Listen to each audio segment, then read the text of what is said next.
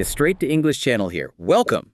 Mm, Man, if you're listening to this, you have probably been there. been where exactly? You know, Yeah. that moment, the hiring manager is sitting across from you, the light is blindingly bright, and you suddenly realize you have to sell yourself using perfect high stakes professional English. The moment where high pressure meets high expectations. Yeah. It's terrifying. My paws get so sweaty just thinking about it. It's that collision, isn't it?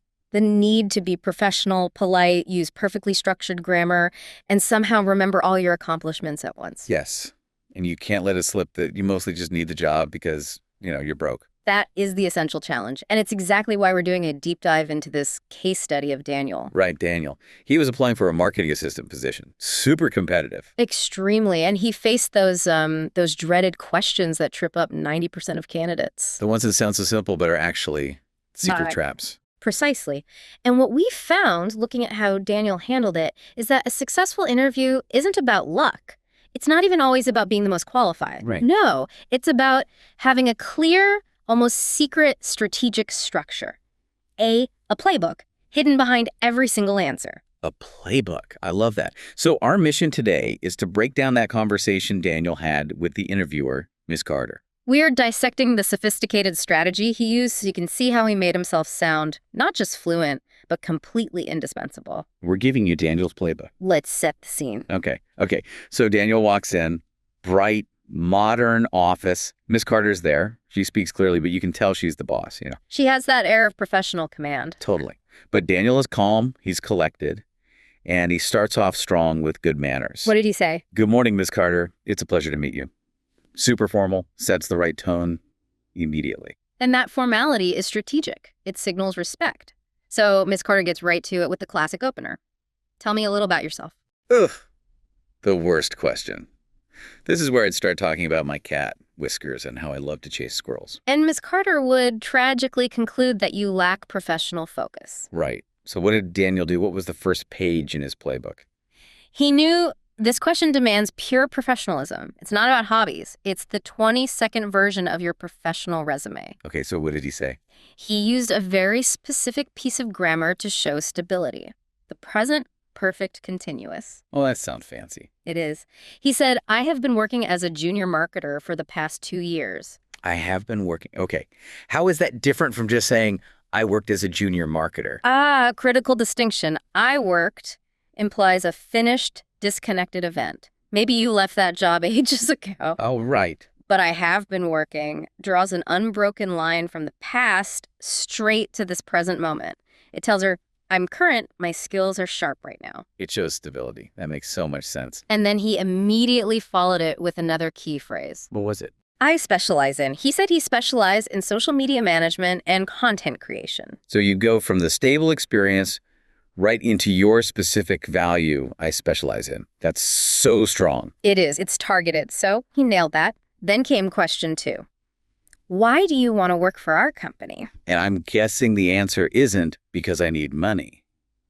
That is perhaps the most destructive answer one could give. No. Yeah. Daniel used a very sophisticated technique. Which was? He complimented the company based on specific research. So not just you guys are great. Not at all. He specifically said he admired the recent campaign for eco-friendly products. Wow. So he showed he had actually done his homework. He knew about a specific campaign. Exactly. It signals an alignment of values, not just skills. It makes it sound like he's choosing them because he respects their mission. That's genius. It flips the whole dynamic. And he closed with the phrase employers absolutely love to hear. He said, I want to grow and learn from the best team in the industry. So he's showing he wants to stick around to develop with them. It implies long-term commitment, a desire to become an asset.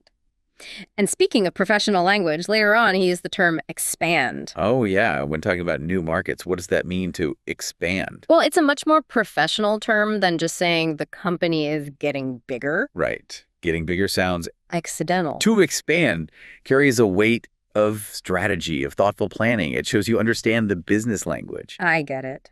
Okay, so now we have to talk about the absolute minefield, the big one. The trap question. Question 3, what is your greatest weakness? Ah, yes. And the one thing you must never, ever do is say, I have no weaknesses. Classic, I work too hard.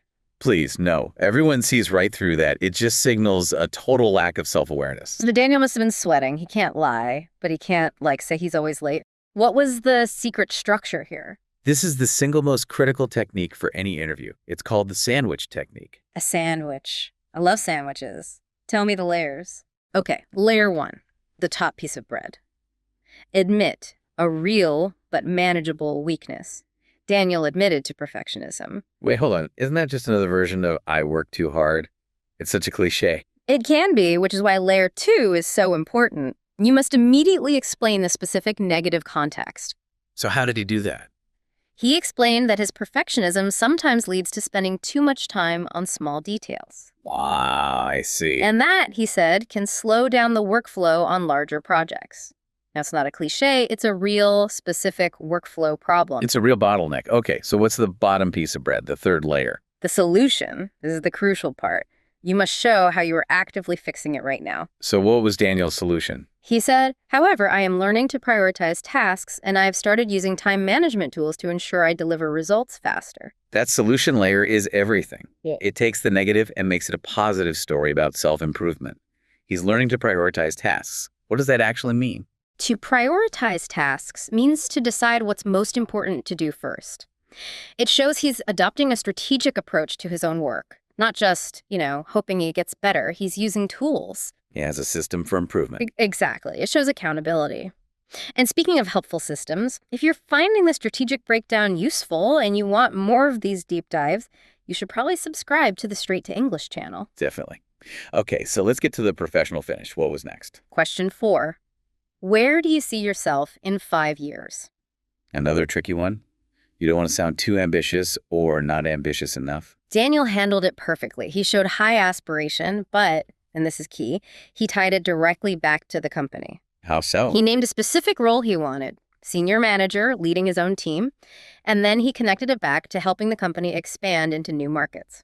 He's not just talking about his own success. He's mapping his success onto their success. Precisely. It shows his professional trajectory is linked to their growth. It's like he already works there. That's so smart. And I know you mentioned a phrase he could have used here, a good fit. Yes. It's a very powerful, concise way to summarize why you belong there.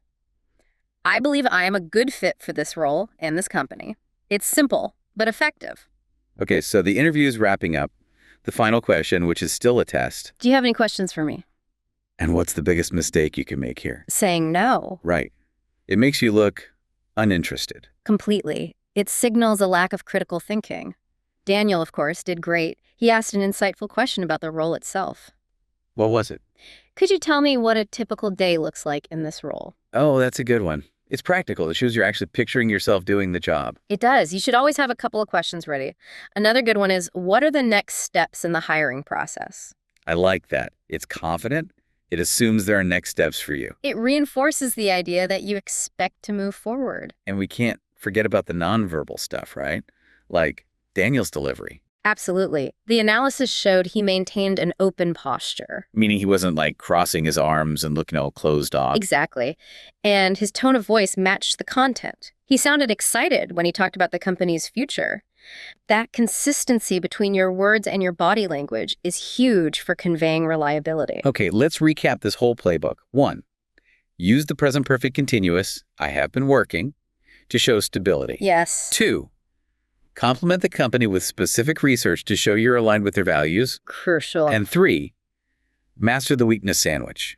Always include that solution layer. It is an entire professional framework for success. It really is. And now, a homework assignment for you, based on what Daniel did to prepare. Ooh, homework. I want you to write down one true strength and one true weakness you have right now. Okay, I can do that. And then Practice saying the weakness out loud in English, using that exact 3-part sandwich technique. admit it, explain the context, and state the solution you're actively working on.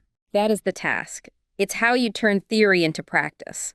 That's the perfect way to apply this whole deep dive. The structure is just the map, though. Let's end on a final thought. Lay it on me. The most critical factor in all of this, beyond the words and the grammar, is your confidence. Confidence. An interview isn't just about proving what you know. It's about conveying stability, control, and your potential for growth. If you sound like you believe in your professional future, the hiring manager is much more likely to believe in it too. Wow. That's a fantastic insight. The structure gets you in the door, but the confidence gets you the job.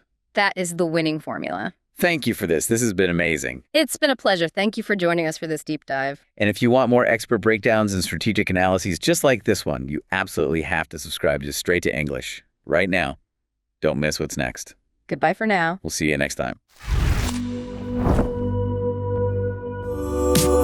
I get